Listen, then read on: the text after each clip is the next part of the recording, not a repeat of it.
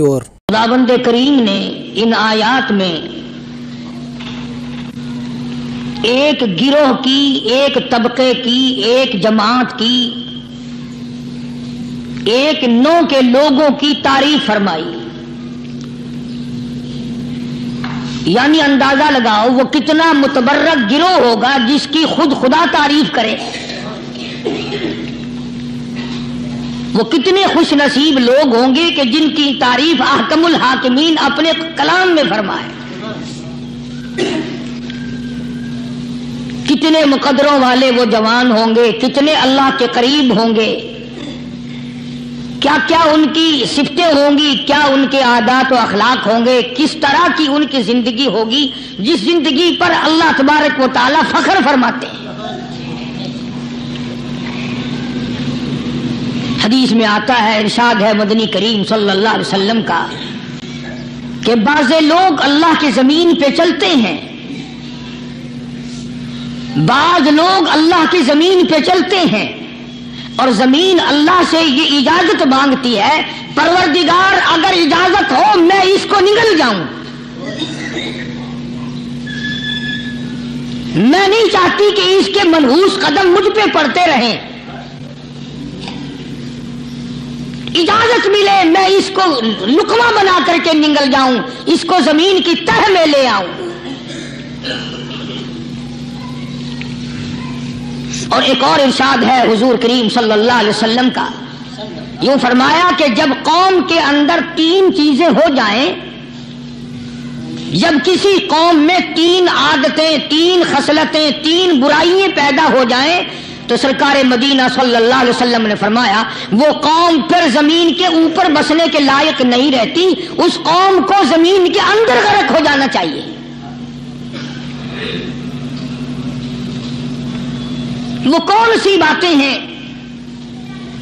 ارشاد فرمایا محمد عربی صلی اللہ علیہ وسلم نے کہ پہلی بات تو ان کی یہ ہے کہ جب قوم کے امیر لوگ، غنی لوگ، مالدار لوگ بخیل ہو جائیں، اللہ تعالیٰ نے جو ان کو سرمایہ دیا ہے، رب العالمین نے جو ان کو پیسہ اور دولت دی ہے، اس میں کسی غریب کا وہ حصہ ہی نہ رکھے. چنانچہ آج آپ دیکھ لیں فالتو لاکھوں روپیہ لگ جائے گا، لیکن کسی بیوہ کے گھر ایک سیر آٹا دینا، کسی یتیم کے سر پہ ہاتھ پھیرتا ہوا امیر آدمی شرماتا ہے کبھی میرے ہاتھ کی ہتھیلی نہ گھس جائے. حالانکہ ارشاد فرمایا مدنی کریم صلی اللہ تعالی علیہ وسلم نے بعد وقت ایسا قبولیت کا ہوتا ہے جو آدمی یتیم کے سر پہ ہاتھ پھیر دے محبت کے ساتھ، یہ بچہ یتیم ہے، اس کا لاڈ اجڑ گیا، اس کا مان اجڑ گیا، اس کا ابا رخصت ہو گیا، اس کو گود میں بٹھا کر پوچھنے والا چلا گیا بیٹا تو کیا چیز کھاوے گا. حضور کریم صلی اللہ تعالی علیہ وسلم نے فرمایا جب یتیم کے سر پہ آدمی محبت کے ساتھ، شفقت کے ساتھ ہاتھ پھیرتا ہے، اللہ پاک یوں فرماتا ہے مجھے اپنی کبریائی کی قسم جتنے بال اس کے ہاتھ کے نیچے آ جاتے ہیں اتنی نیکیاں ہاتھ پھیرنے والے کے نام اعمال میں لکھ دی جاتی ہے.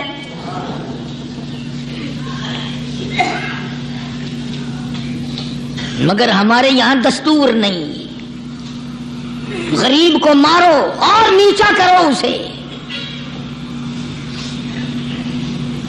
جناب مدنی کریم صلی اللہ تعالی علیہ وسلم تشریف لے جا رہے ہیں، راستے میں کچھ بچوں کو کھیلتے ہوئے آپ نے دیکھ لیا،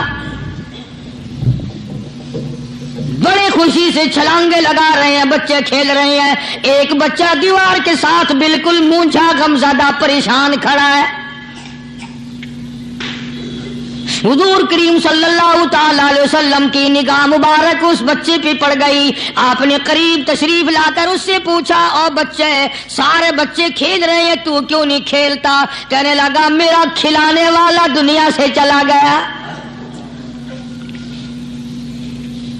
کیسے کھیلوں، ابا نہیں، اماں نہیں، ہر وقت پریشان رہتا ہوں، لوگوں کے دروازوں پہ چوکھٹوں پہ دھکے کھاتا ہوں.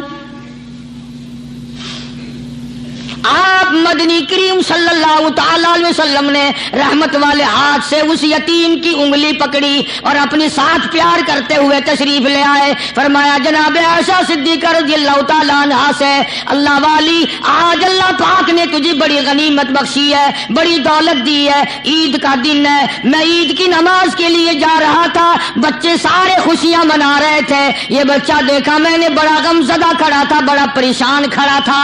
اب میں نے اس سے پوچھا آج عید کا دن ہے تو خوشی کیوں نہیں مناتا؟ بچہ نے جواب دیا میری خوشی منانے والے دونوں ہی چلے گئے.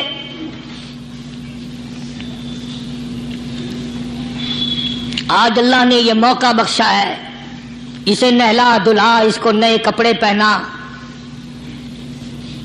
معصوم بچے کے سر پہ ہاتھ پھیرتے ہوئے فرمایا بیٹا گھبرانا, یہ عائشہ صدیقہ تیری اماں ہے, میں محمد الرسول اللہ آج سے تیرا ابا بن گیا ہوں.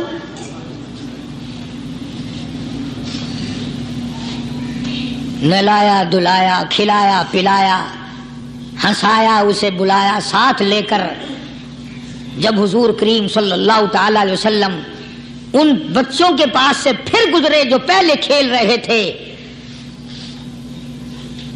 اس زمانے کے تو بچے بھی سمجھدار تھے, آج تو چٹی داڑھی والوں کو سمجھ نہیں ہے. قبر بالکل کنارے, قبر کے کنارے پہ کھڑے ہیں پھر بھی سمجھ نہیں. کسی کو حسد نے مارا, کسی کو تکبر نے مارا, کسی کو دولت کی بیماری نے مارا, اسی کو مجذوب کہتا ہے. نفس اور شیطان ہے خنجر در بغل. کوئی آدمی اپنے بارے میں اطمینان نہ کرے کہ میرا معاملہ ٹھیک ہو گیا, نہ جانے آخری وقت میں کیا بن جائے گی.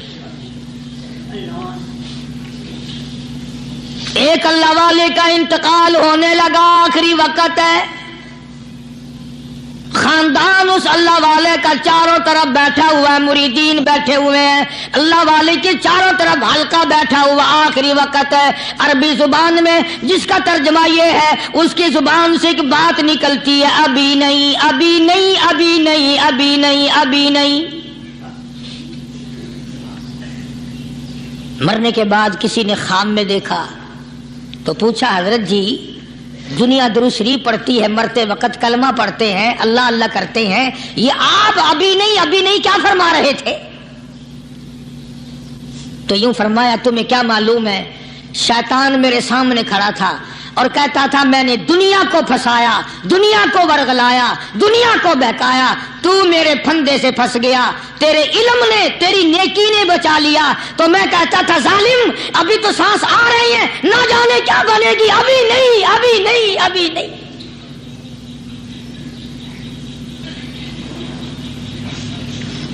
اسی کو مجذوب کہتا ہے, کیا معلوم کیا بن جائے گا, کس حال میں دم نکلے گا, رات کو کیا ہو جائے گا, دن کو کیا بن جائے گا. فرمایا نفس اور شیطان ہے خنجر در بغل, نفس اور شیطان ہے خنجر در بغل, وار ہونے کو ہے اے غافل سنبھل. آیا دشمن کا وار. 4 نمازیں پڑھی, باقی ساری دنیا کافر نظر آنے لگ جاتی ہے. میں نمازی ہوں, یہ سارے بے ایمان پھرتے ہیں. شیطان پیدا کرتا ہے یہ چیزیں. اگر اللہ نام پہ تھوڑی سی کبھی خیرات کر دی تو بہانے لوگوں کے سامنے ذکر ہو رہا ہے, اجی آج کل تو ہمارے کاروبار نہیں, ورنہ انشاءاللہ فلاں مسجد جو ہے نا یہ ہم نے بنائی تھی. بہانے بتانا. اس لیے مجذوب کہتا ہے گھبرایا نہ کر اور اپنے آپ کو اطمینان نہ دلایا کر. کہتا نفس اور شیطان ہے خنجر در بغل, وار ہونے کو ہے اے غافل سنبھل. چلا شیطان کا خنجر, چلا شیطان کا خنجر, لگایا اس نے دو, لگایا اس نے دو. لوگوں کا خیال یہ ہے کہ شیطان صرف وہ, شیطان کے بہکائی میں وہ آدمی آتا ہے جو کسی کو قتل کر دے. لوگوں کے نزدیک صرف زنا کرنا گناہ ہے, قتل کرنا گناہ ہے, چوری کرنا گناہ ہے, ڈاکہ مارنا گناہ ہے, اور چوتھی چیز گناہ ہی کوئی نہیں. حضرت عثمان غنی ذی النورین رضی اللہ تعالی عنہ کی مبارک مجلس ہے. صحابہ کرام کا دور ہے، نبی کا دوہرا داماد، مجلس ہے عثمان ذی النورین کی. ایک آدمی مجلس میں آ کے بیٹھا، حضرت عثمان کی مجلس میں ایک آدمی آ کے بیٹھا تو حضرت عثمان فرماتے ہیں، توجہ، حضرت عثمان فرماتے ہیں، یوں نہیں فرمایا کہ تو نے ایسا کیا ہے، اسے ذلیل نہیں کیا، بلکہ یوں فرمایا لوگوں کو شرم نہیں آتی، لوگ آنکھ کا زنا کر کے میری مجلس میں آ کے بیٹھتے ہیں، لوگ آنکھ کا گناہ کر کے میری مجلس میں آ کے بیٹھتے ہیں. تو دور تھا نا صحابہ کرام کا، فوراً چوٹ کی کسی نے کہ نبی کے بعد وحی آنی شروع ہو گئی. یعنی آپ کو کیسے پتا چل گیا کہ کوئی آدمی غلط نگاہ ڈال کے آیا؟ اس کی رستے میں نظر کہیں غلط پڑی تھی آنے والے کی، آپ کو کیسے پتا چلا؟ یعنی بات کرنے والے کو بھی دیکھو اور پھر چوٹ کرنے والے کو بھی دیکھو. تو حضرت عثمان رضی اللہ تعالیٰ عنہ نے فرمایا، بھائی پاک مجلس میں اگر ایک تولا بھی کوئی پخانہ لے کر آ جائے تو بدبو تو آ ہی جائے گی نا. صحابہ کی پاک مجلس میں اگر کوئی آنکھ کا زنا بھی کر کے آیا، فرمایا مجلس کے اندر بدبو پھیل گئی. تو اللہ والوں کی مجلس ہے اور اللہ والوں کی رفاقت ایک بہت بڑی چیز تھی. کبھی لوگ حاصل کیا کرتے تھے، اب تو ہر آدمی پیر ہے، ہر آدمی لیڈر ہے، ہر آدمی چودھری ہے، ہر آدمی بڑا بنا ہوا ہے، چھوٹے ہم میں کوئی ہے ہی نہیں.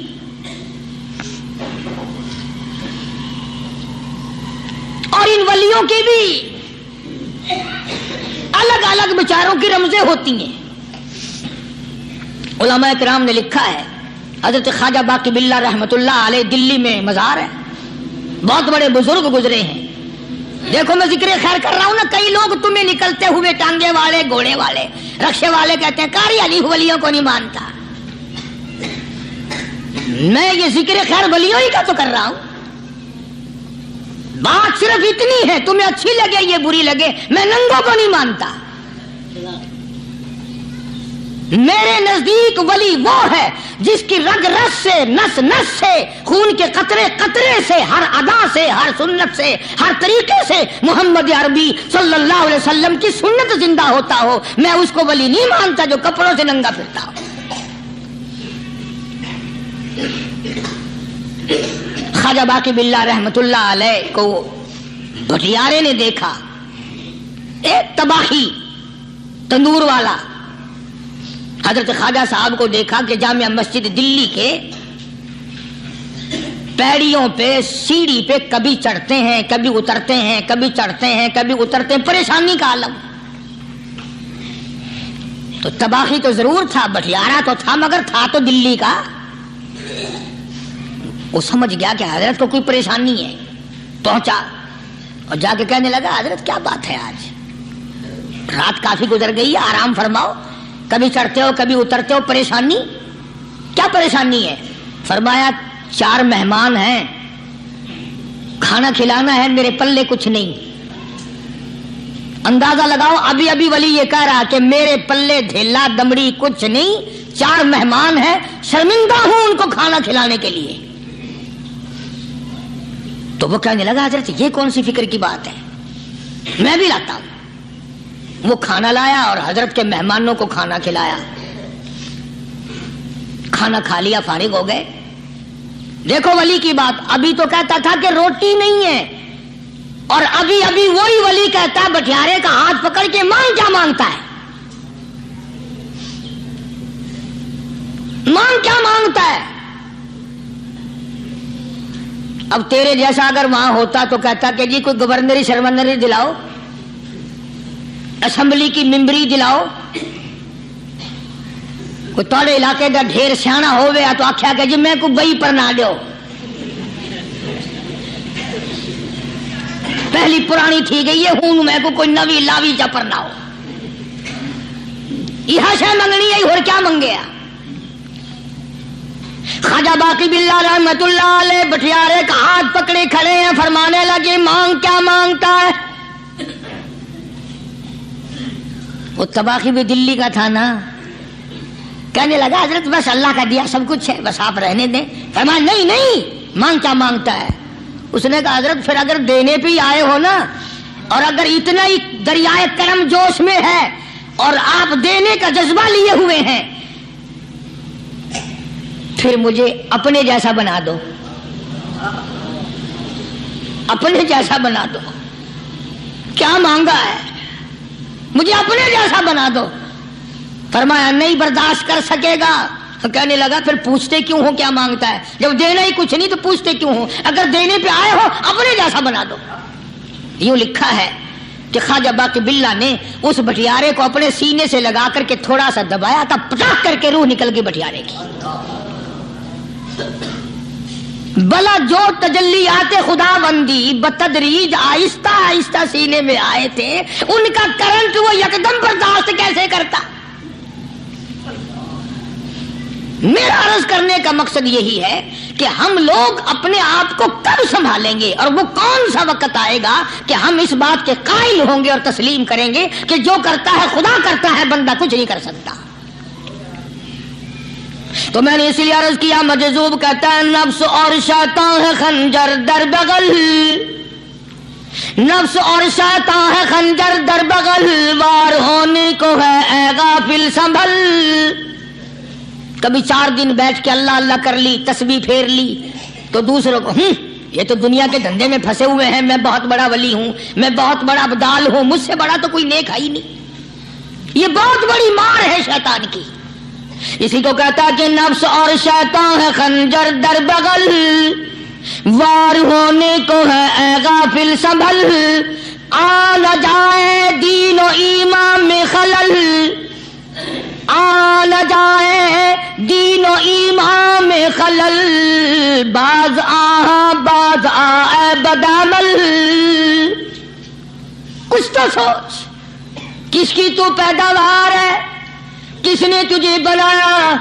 کس نے تجھے یہ آنکھیں دی؟ کس نے یہ لب دیے؟ کس نے یہ دل دیا؟ کس نے یہ دماغ دیا؟ کس نے یہ شعور بخشا؟ کس نے یہ ساری چیزیں عطا فرمائی؟ اللہ پاک کی ذات فرماتی ہے او لوگوں، مجھے بھی بڑا دکھ لگتا ہے، مجھے بھی بڑا صدمہ ہوتا ہے، میرا قہر جوش میں آ جاتا ہے جب پیاری شکل بناؤں میں، پیاری صورت بنائی میں نے، پیارا ماتھا سونی شکل بنائی میں نے، جب میری چوکھٹ کے سوا دوسروں کے دروازے پہ جا کے تو ماتھا رکھتا ہے، فرمایا میرا قہر جوش میں آتا ہے تجھے برباد کر دوں۔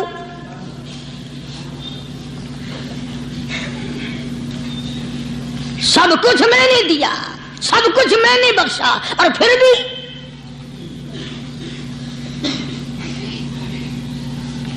شاہ عبد القدوس گنگوہی رحمت اللہ علیہ بہت بڑے بزرگوں میں سے گزرے ہیں، بہت بڑے اللہ والے تھے۔ ایک راستے سے گزر رہے ہیں، مریدین ساتھ ہیں، حلقہ ساتھ ہے، راستے میں ایک گندگی کا ڈھیر پڑا ہوا تھا، بدبو آ رہی تھی۔ تو شاہ عبد القدوس نے اپنے حلقے اثر کے لوگوں سے اور مریدوں سے کہا ٹھہر جاؤ۔ حالانکہ لوگ ناک پہ کپڑا رکھ کر جلدی گزرنا چاہتے تھے، بدبو سے بچنے کے لیے تیز رفتار وہاں سے گزرنا چاہتے تھے، مگر شیخ کے کہنے پر کھڑے ہو گئے۔ شکر ہے تم نہ تم جیسے وہاں مرید بھی نہیں تھے، ورنہ کہتے کہ اے پھٹ گیا شیخ ہے تو پتہ ہی نہیں لگتا برائی دا چنگائی دا، گندگی دے پہ کولساں کو کھڑائی کھڑے۔ شاہ عبد القدوس رحمت اللہ علیہ گنگوئی رحمت اللہ علیہ نے فرمایا او لوگوں، یہ گندگی، یہ پخانہ، یہ افولت والی چیز تمہیں ایک سبق دے رہی ہے۔ تو بڑے حیران ہوئے کہ گندگی سبق دے رہی ہے کہ ہاں یہ بدبو کا ٹھکانہ یہ سبق دے رہا ہے کہ ہاں یہ ایک سبق تمہیں پڑھا رہا ہے۔ اور وہ کیا؟ شیخ فرمانے لگے یہ گندگی تم سے کہتی ہے او لوگوں، کل سب سے پہلے میں مٹھائی کی صورت میں حلوائی کی تھال میں رکھا ہوا تھا، جو دیکھتا تھا اس کے منہ میں پانی آ جاتا تھا، حلوے کی صورت میں تھا، جلیبی کی صورت میں تھا، امرتی کی صورت میں تھا، اور اے گندگی کا ڈھیر لوگوں تم سے یہ کہتا ہے، کل میں فروٹ والے کی ٹوکری میں رکھا ہوا تھا، اناج کی شکل میں تھا، غلے کی شکل میں تھا، پھل کی شکل میں تھا، فروٹ کی شکل میں تھا، مٹھائی کی صورت میں تھا، جو مجھے دیکھتا تھا اس کو میں پیارا لگتا تھا، میری چاہت معلوم ہوتی تھی، میری ضرورت معلوم ہوتی تھی، جو دیکھتا تھا منہ میں پانی آ جاتا تھا۔ او انسان، ایک رات تیرے پیٹ میں جانے کا اتفاق ہوا، او انسان آ دیکھ لے میرا کیا حال بن گیا۔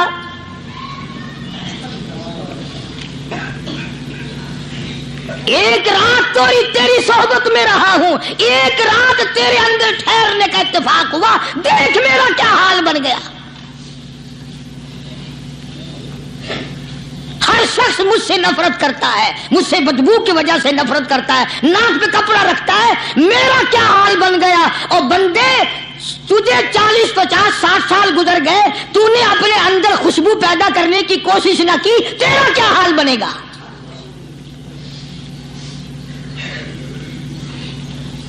سارے لوگ حیران ہوئے کہ شیخ نے کیا بات فرمائی۔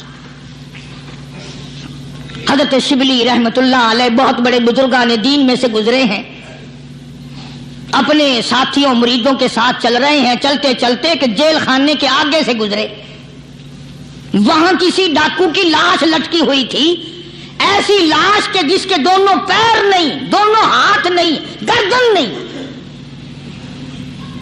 ایسی لاش لٹکی ہوئی ہے، اس کے دونوں پیر بھی نہیں، دونوں ہاتھ بھی نہیں، سر بھی نہیں۔ تو حضرت شبلی رحمت اللہ علیہ نے جا کر اس لاش کو، جس کے پیر ہاتھ نہ تھے، گردن نہ تھی، بوسا دیا، چوما اسے۔ تو سارے مرید کہنے لگے حضرت جی یہ کسی ولی کی لاش تو ہے نہیں، تو سراسر نظر آتی ہے کسی بدماش کی ہے، ہاتھ بھی کٹ گئے، پیر بھی کٹ گئے، گردن کٹا بیٹھا۔ تو حضرت شبلی رحمت اللہ علیہ فرمانے لگے کہ میں نے اس کو بوسا اس لیے دیا کہ اس نے مجھے ایک سبق دیا ہے، اس لاش نے مجھے ایک سبق دیا، اور وہ یہ کہ وہ اسلام کا زمانہ تھا کہ اس نے ایک دفعہ چوری کی، ایک ہاتھ کٹ گیا، پھر چوری کی، دوسرا ہاتھ کٹ گیا، پھر چوری کی، ایک پیر کٹ گیا، پھر چوری کی، دوسرا پیر کٹ گیا، پھر چوری کی، گردن کٹا دی۔ اس نے مجھے یہ سبق دیا، شبلی مجھے چوری سے پیار تھا، سارا کچھ کٹا بیٹھا مگر بعد نہ آیا، تجھے تیرے رب سے پیار ہے، قیمہ بڑھوا لینا مگر چھوڑنا نہیں۔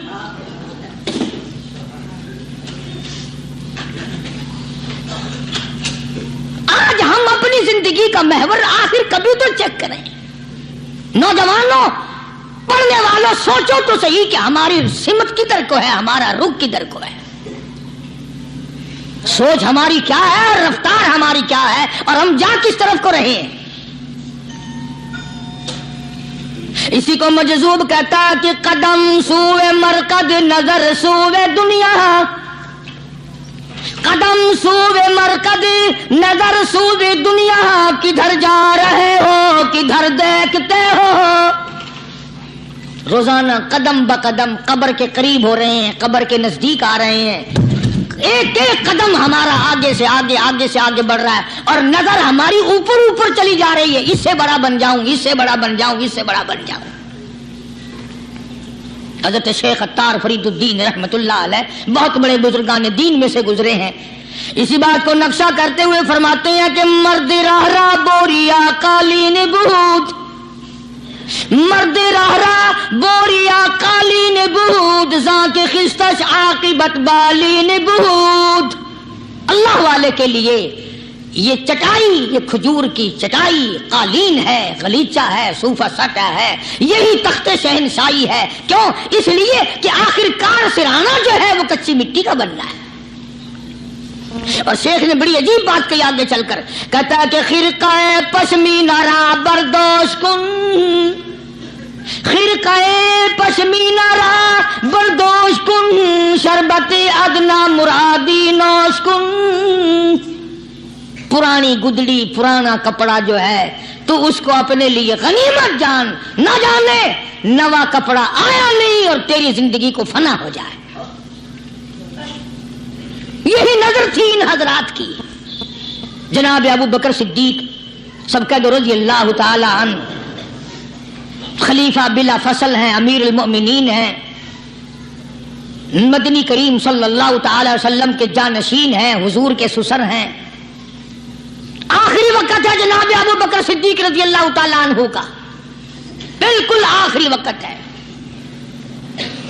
چنانچہ حضرت عائشہ صدیقہ رضی اللہ تعالی عنہا کے ہاتھ میں صدیق اکبر نے ایک کپڑا دیکھا، نیا، ایک نیا کپڑا دیکھا تو فرمایا بیٹی عائشہ یہ کیا ہے؟ فرمانے لگی ابا میں نے کفن کا کپڑا منگوا لیا، نہ معلوم کس وقت ضرورت پیش آ جائے گی، نہ جانے کس وقت کام آ جائے گا، یعنی آپ کا وقت ہمیں قریب معلوم ہوتا ہے۔ جناب ابو بکر صدیق رضی اللہ تعالیٰ عنہ نے فرمایا عائشہ ہرگز اجازت نہیں، مجھے نیا کفن پہنانے کی کوئی ضرورت نہیں، مجھے نیا کفن دینے کی کوئی ضرورت نہیں، میری طرف سے قطعی تجھے اجازت نہیں۔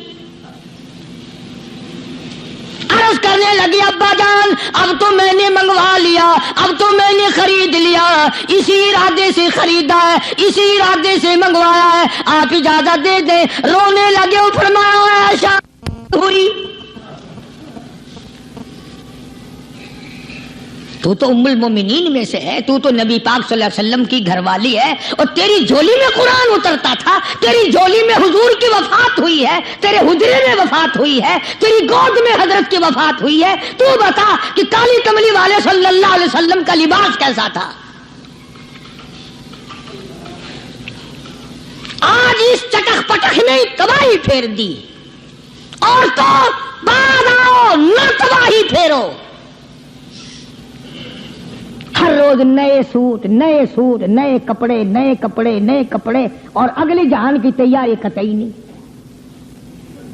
بڑی عجیب بات کہی کسی نے، کہتا منہ دیکھ لیا آئینے میں، شیشہ دیکھتی ہیں نا عورتیں، آج کل نوجوان عورتوں سے بھی زیادہ شیشہ بار بار دیکھتے ہیں۔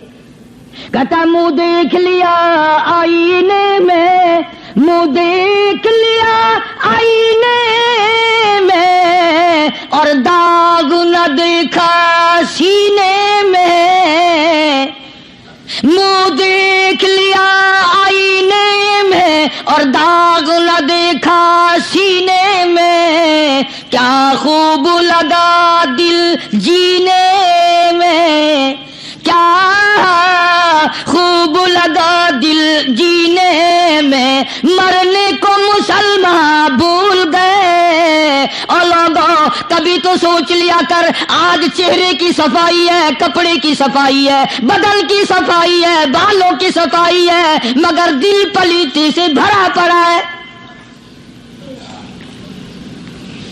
اس میں صفائی کب آئے گی؟ وہ کون سا وقت ہوگا کہ تیرا دل شرک سے پاک ہوگا، بدعت سے پاک ہوگا، محمد عربی صلی اللہ علیہ وسلم کی بغاوت سے تیرا دل پاک ہوگا، اور تجھے شرم نہ آئے گی یہ منہ لے کر آقا کے دربار میں تو شفاعت کے لیے جائے گا۔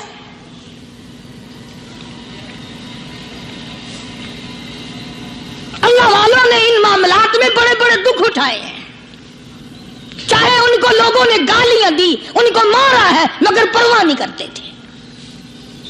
حضرت مولانا محمد قاسم صاحب نانوتوی رحمت اللہ تعالی علیہ بانی دارالعلوم دیوبند پڑھا رہے تھے حدیث پاک۔ سبحان اللہ، یہ ہمارے جتنے اللہ والے بزرگ، اللہ والے عالم گزرے ہیں، ساری عمر حدیث پاک پڑھائی، ان کی زبان مدنی کریم کا فرمان، سبحان اللہ، ساری رات سارا دن، کسی نے 50 برس، کسی نے 40 برس، کسی نے 60 برس، کسی نے 30 برس، رات دن قال قال رسول اللہ صلی اللہ علیہ وسلم، ہر وقت۔ تو مولانا نانوتوی کی کسی نے چگلی کری، انگریز گورنمنٹ تھی کہ اس نے تمہارے خلاف چھاونی بنائی ہے، یہ جو اس نے مدرسہ بنایا یہ تمہارے خلاف سازش ہے۔ مسلمان افسر تو یوں ہی دستخط کر دیتا ہے نا، اندھا ہو کے کبھی نہیں فائل پڑے گا کہ اس میں ہے کیا، چاہے خود اس افسر کی پھانسی پہ دستخط کروا لو۔ انگریز پھر ہوشیار تھا، انہوں نے کہا اچھا ہم انکوائری کریں گے۔ حضرت مولانا حدیث پاک پڑھا رہے تھے، طالب علم پڑھ رہے تھے، انگریز افسر آیا اور 3-4 گھنٹے مولانا قاسم نانوتوی رحمۃ اللہ علیہ کے سامنے بیٹھا رہا اور بار بار چہرے کو دیکھتا رہا، جا کے رپورٹ دی۔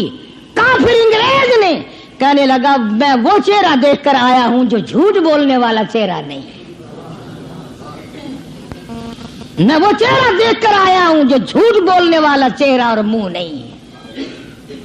دشمن اعتراف کرتا ہے، دشمن اقرار کرتا تھا۔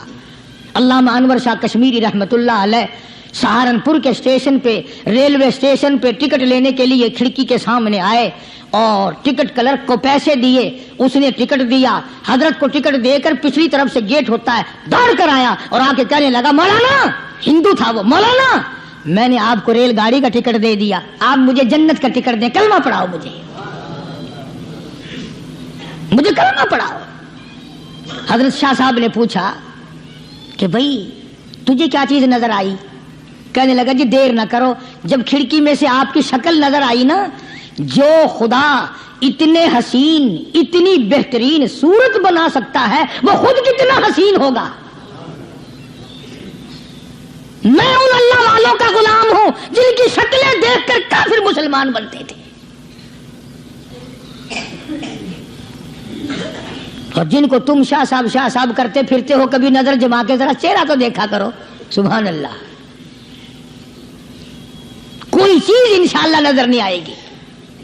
تو میں عرض کر رہا تھا کہ اللہ والے کبھی بھی غلط راستہ کسی کو نہیں دکھایا کرتے، اور وہ اندر کی بیماریوں کا علاج کرتے ہیں، اندر کی بیماریوں کا۔ سرتاج الاولیاء حضرت مولانا احمد علی صاحب لاہوری سب کہہ دو رحمت اللہ علیہ، اللہ اللہ اتنے جلیل القدر ولی تھے۔ علماء نے یوں لکھا ہے کہ پوری امت میں سے 2 آدمیوں کی قبر سے جنت کی خوشبو آئی، پوری امت میں سے، ایک امام بخاری اور ایک مولانا احمد علی لاہوری رحمہ اللہ، قبر کی مٹی سے جنت کی خوشبو۔ تو کیوں نہیں ہم ان لوگوں کی تابع داری کرتے، اور کیوں نہیں ہم اپنے حلقے اثر میں ایسے بزرگوں کا طریقہ کار لاتے جو ہمیں سیدھا منزل مقصود تک لے جائے۔ اسی کو کہتا ہے کہ مسلک سنت پہ ایسا لکھ چلا جا بے دھڑک، مسلک سنت پہ ایسا لکھ چلا جا بے دھڑک، جنت الفردوس کو سیدھی گئی ہے یہ سڑک۔ تو جناب ابو بکر صدیق رضی اللہ تعالی عنہ نے حضرت عائشہ سے بار بار فرمایا کہ نیا کفن ڈالنے کی مجھ پہ ہرگز اجازت نہیں۔ اور جب جناب رسول کریم سب کہہ دو صلی اللہ علیہ وسلم کے بارے میں حضرت صدیق اکبر رضی اللہ تعالیٰ عنہ نے جناب عائشہ صدیقہ رضی اللہ تعالیٰ عنہ سے پوچھا کہ حضور کا کیا لباس تھا اور حضور کے کیسے کپڑے تھے، تو حضرت عائشہ رونے لگی، اور جب بتایا تو حضرت عائشہ کو فرمایا بیٹی یہ نیا کفن جو تو نے منگا لیا ہے، اس کا کفن پہن کر قبر میں جانے سے کوئی فائدہ نہیں، وہاں نئے کپڑے کا لحاظ نہیں، وہاں خوبصورت کپڑے کا لحاظ نہیں، وہاں اچھے کپڑے کا لحاظ نہیں، وہاں تو اعمال دیکھے جائیں گے، وہاں تو اعمال کی ضرورت ہے، کپڑوں کو کوئی نہیں دیکھتا وہاں۔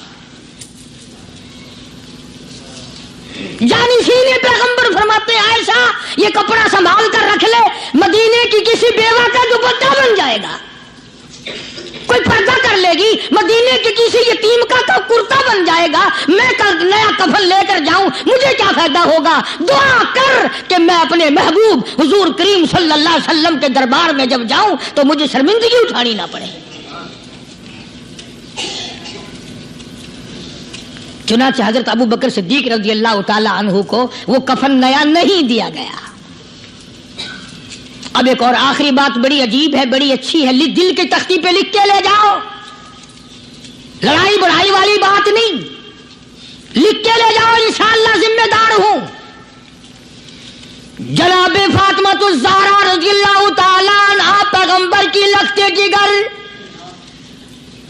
نبی کی نور نظر، حسنین کریمین کی اماں علی مرتضی رضی اللہ تعالیٰ عنہ کی گھر والی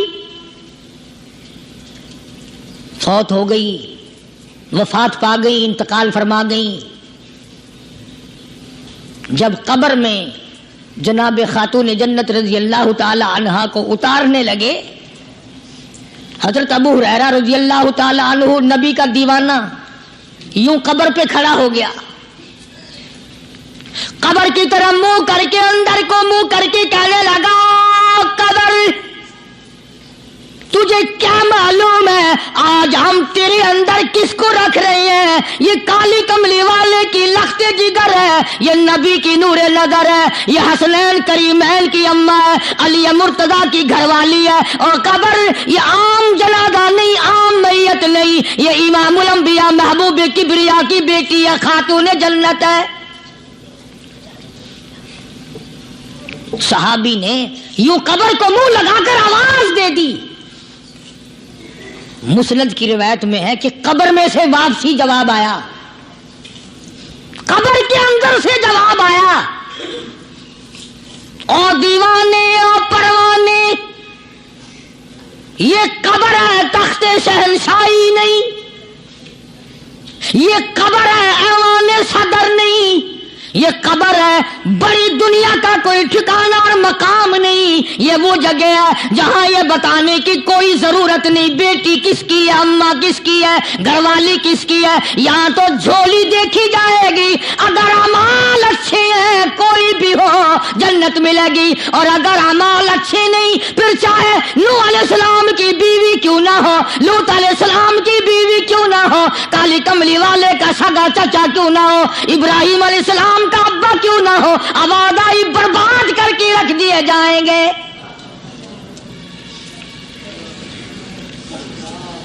یہ تو عمل کی جگہ ہے، عمل کی۔ یہاں نہ اس بات کا لحاظ ہے کہ کپڑے کیسے ہیں، نہ اس بات کا لحاظ ہے کہ لباس کیسا ہے، نہ اس بات کا لحاظ ہے کہ یہ جھونپڑی سے جنازہ اٹھا ہے یا بنگلے سے، نہ اس بات کا لحاظ ہے کہ یہ جنازہ کوٹھی سے نکلا یا جھونپڑی سے نکلا ہے۔ یہاں تو ایمان دیکھا جائے گا، یہاں تو اعمال کی جھولی دیکھی جائے گی، ورنہ اور کوئی صورت یہاں پہ نہیں ہے۔ تبھی تو شیخ عطار فرید الدین رحمت اللہ علیہ نے بار بار بڑی پتے کی باتیں لکھی ہیں پندنامے میں، فرماتے ہیں کہ خاطر کسر مرنجا اے پسر، خاطر کسر مرنجا اے پسر، ورنہ خردی زخم بھر جانا جگر۔ کسی کے دل پہ ناجائز تیر نہ چلایا کر، کسی کو نہ ستایا کر کہ کل تیرے دل کو اچانک تیروں سے گھائل نہ کر دیا جائے۔ تو اپنے آپ کو بچا، اپنی سنبھال۔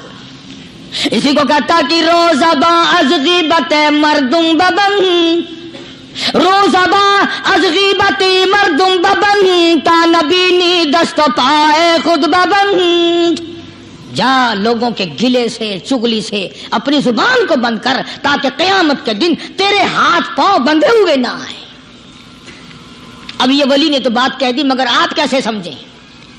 حدیث پاک میں آتا ہے، حضرت شاہ عبد العزیز صاحب دہلوی رحمۃ اللہ علیہ نے لکھا ہے کہ قیامت کے دن اللہ کی عدالت میں لوگوں کو الگ الگ صورتوں میں پیش کیا جائے گا۔ ایک قوم آئے گی، ایک جماعت آئے گی، لوگ آئیں گے، ان کے دونوں ہاتھ پاؤں بندھے ہوئے آئیں گے، جیسے مشک نہیں باندھ دیتے قاتلوں کی، پیر بھی بندھے ہوئے، ہاتھ بھی بندھے ہوئے۔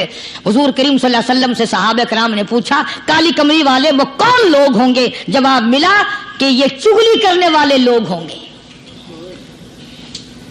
اور ہم اس کو گناہ نہیں مانتے، ہمارے دماغ میں یہ گناہ نہیں ہے۔ اللہ والوں کے نزدیک یہ بہت بڑی چیزیں ہیں، اور یہ وہی لوگ ان چیزوں کی اصلاح کرتے ہیں، دوسرا کون کر سکتا ہے؟ اس لیے قرآن کریم نے فرمایا ان الذین قالوا ربنا اللہ، ان الذین قالوا، بے شک وہ لوگ جنہوں نے اپنی زبان سے یوں اقرار کر لیا، قالوا ربنا اللہ، بے شک جو لوگ اقرار کرتے کرتے ہیں, زبان سے کہتے ہیں ربنا اللہ, رب ہمارا اللہ ہے, رزق دینے والا وہی, اولاد دینے والا وہی, نفع منافع دینے والا وہی, خسارہ دینے والا وہی, فقیر کو تخت شہنشاہی پہ بٹھا دینے والا وہی, اور بادشاہ کو اٹھا کر تخت سے نیچے پھینک دینے والا وہی, اور کوئی ہی نہیں. ثم استقاموا, پھر کچھ بھی بن جائے اس پر جمع رہے. اللہ اللہ اللہ. امام احمد بن حنبل رحمت اللہ علیہ, اتنا بڑا زبردست امام, متقی, پرہیزگار, اللہ والا, پوری دنیا ڈر کی ماری ایک طرف, اور ایک اکیلا امام احمد بن حنبل ایک طرف, ایک آدمی بھی ساتھ نہیں. اور ایک دو دن کی بات نہیں, 2 برس تک کوڑے لگے روزانہ, ایک آدھ دفعہ نہیں, روزانہ اکثر کوڑے لگتے تھے. ایک دن خلق قرآن پر بات تھی, آپ لوگ یہ مسئلہ سمجھ نہیں سکتے, چھیڑنا ہی نہیں چاہیے. امام کہتے تھے کہ اللہ خالق ہے, اس کا کلام بھی نرالا ہے, یہ مخلوق نہیں ہے. چنانچہ احمد بن حنبل رحمت اللہ علیہ کو پکڑ کے لائے, پیروں میں رسے, ہاتھوں میں رسے بندھے ہوئے ہیں. جلاد, 9 جلاد پوری قوت سے ایک ایک وقت میں درے مارا کرتے تھے. 9 جلاد. پہلا کوڑا جو لگا, فرمایا بسم اللہ,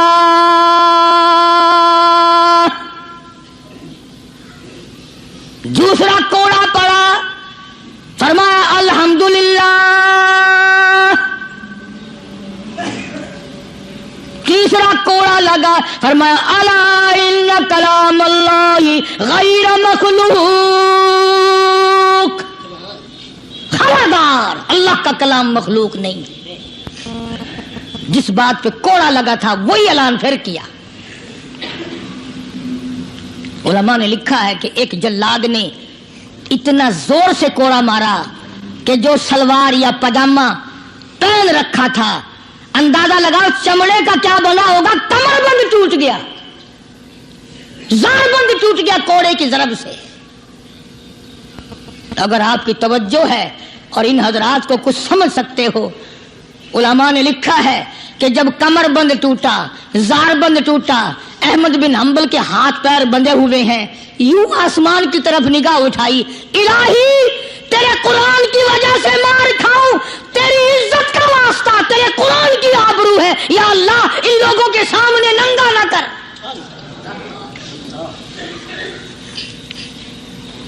میرے ہاتھ بندھے ہوئے ہیں, میرے پیر بندھے ہوئے ہیں,